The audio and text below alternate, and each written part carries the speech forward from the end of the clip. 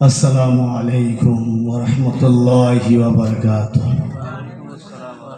অলপ জোৰকৈ ক'ব ইনশাআল্লাহ। অসমীয়া ক'লেতো অকল বুজি পাই নহয়, ইনশাআল্লাহ সকলোৱে বুজি পায়। সালামৰ জবাব ইনশাআল্লাহ অলপ সকলোৱে যেনেকৈ সালাম দিয়ে তেনেকৈ উত্তৰ দিয়াটো কিন্তু সুন্নত। ইনশাআল্লাহ সকলোৱে জোৰে ক'ব, আসসালামু আলাইকুম ওয়া রাহমাতুল্লাহ। ওয়া আলাইকুম আসসালাম ওয়া রাহমাতুল্লাহ। الحمد لله نحمده ونستعينه ونستغفره ونؤمن به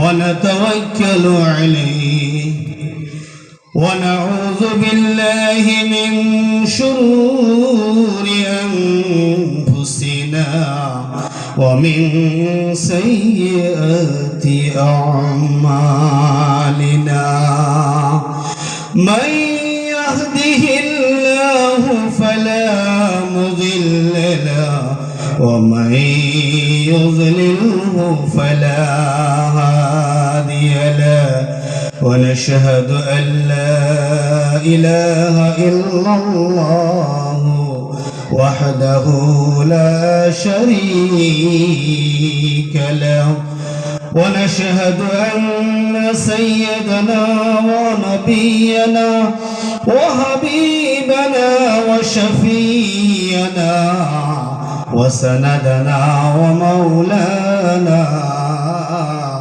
محمدا عبده ورسوله. أما بعد قال الله تبارك وتعالى في القرآن المجيد والفرقان الحميد: أعوذ بالله من الشيطان الرجيم، بسم الله الرحمن الرحيم. قل إن كنتم تحبون الله فاتبعوني يحببكم الله ويغفر لكم ذنوبكم والله غفور رحيم. وقال النبي صلى الله عليه وسلم: من أحب سنتي فقد أحبني ومن أحبني كان معي في الجنة أو كما قال عليه الصلاة والسلام. সম্মানিত আজিৰ সভাৰ সভাপতি সাহাব আৰু উলামাই কিৰামসকল আৰু মুৰব্বিয়ানে কিৰামসকল, লগতে মোৰ অতি মৰমৰ যুৱক বন্ধুসকল, লগতে আমাৰ এই পেণ্ডেলৰ ষ্টেজত থকা হজ্জাজে কিৰামসকল, আৰু লগতে মোৰ অতি মৰমৰ আদৰৰ পৰ্দা আড়ালত থকা মা ভনীসকল, আল্লাহ ৰাব্বুল আলামিনৰ লাখ লাখ শুক্ৰিয়া। মই কোনো বক্তা নহয়, আল্লাহ তাআলাই মোক কিছু সময়তে আপোনালোকৰ ওচৰত বহাইছে। এতিয়া যি বক্তাই যিজন ব্যক্তি আপোনালোকৰ ওচৰত যি দুই এষাৰ কথা ৰাখিলে, বহুত মূল্যৱান কথা ৰাখিলে, কিন্তু আমি দুনিয়াত বহুত ওয়াজ নসিহত শুনি আছোঁ, কিন্তু ওয়াজ নসিহতৰ দ্বাৰা আমি হয়তো লাভৱান হ'ব পৰা নাই।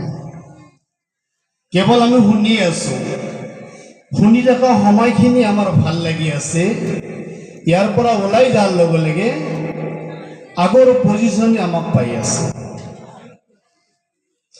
আমি যে আজি এটা সময়লৈ আহিছোঁ, ইয়াতে এই সময়ৰ কিন্তু বহুত কদৰ আছে, বহুত মূল্যৱান কিন্তু এই সময়টো। আজি আমি যদিও এই সময়টোৰ কদৰ বুজিব পৰা নাই, হাছৰৰ ময়দানত আমি ইয়াৰ কদৰ প্ৰত্যেকে বুজিম। আজি আমি এটা নিজৰ সংসাৰ, নিজৰ ল'ৰা ছোৱালী, বিবি বাচ্চা, ভাই ভনী, মা বাবা সকলোকে ত্যাগ কৰি ইয়াতে অহাৰ উদ্দেশ্যটো এটাই, কেৱল আল্লাহ আৰু আল্লাহ ৰচুলৰ দুআষাৰ কথা বা তেওঁলোকৰ মহব্বততে আমি ইয়াতে আজি হাজিৰ হৈছোঁ। হৈছেনে ভাই? কেৱল আল্লাহ আৰু আল্লাহ ৰচুলৰ মহব্বতৰ কাৰণে, আল্লাহক পোৱাৰ কাৰণে, আল্লাহৰ ৰচুলক পোৱাৰ কাৰণে, বাকী কোনো দুনিয়াদাৰী, দুনিয়াৰ কোনো লাভৰ কাৰণে নহয়, দুনিয়াৰ কোনো উদ্দেশ্য নাই ইয়াতে, দুনিয়াৰ কোনো স্বাৰ্থ নাই, কেৱল স্বাৰ্থ হৈছে আখিৰাতৰ স্বাৰ্থ। হয়নে নহয়? অলপ সকলো কৈছিলা ইয়াতে কোনো দুনিয়াদাৰী, ইয়াতে আমাক কোনো টকা পইচা নিদিয়ে, দিব জানো? আজি কেৱল আমি আখিৰাতক বিশ্বাস কৰি আহিছোঁ, আল্লাহৰ ৰচুলৰ প্ৰতি মহব্বত আছে, যাৰ কাৰণে আমি ইয়াতে আজি হাজিৰ হৈছোঁ। আৰু এই মহব্বতৰ কাৰণে যে আমি ইয়াতে হাজিৰ হৈছোঁ, এইটো আমাৰ কাৰণে এটা নাজাতৰ জৰিয়া বনি যাব। কওক সুবহানাল্লাহ।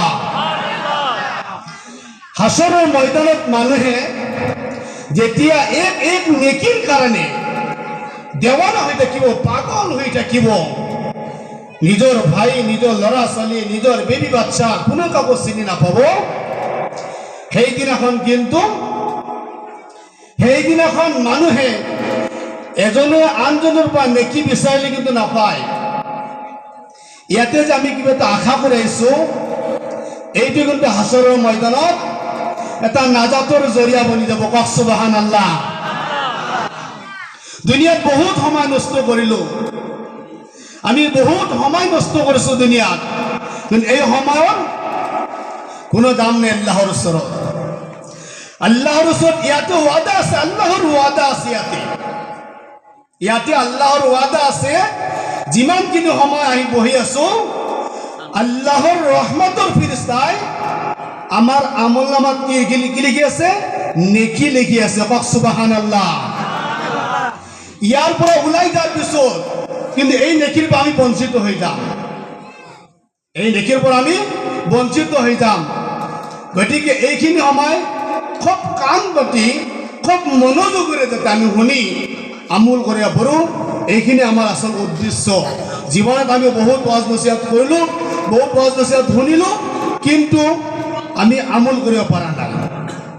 আল্লাহ ৰসুলৰ প্ৰতি মহব্বত আমাৰ যথেষ্ট আছে, আছেনে নাপায়?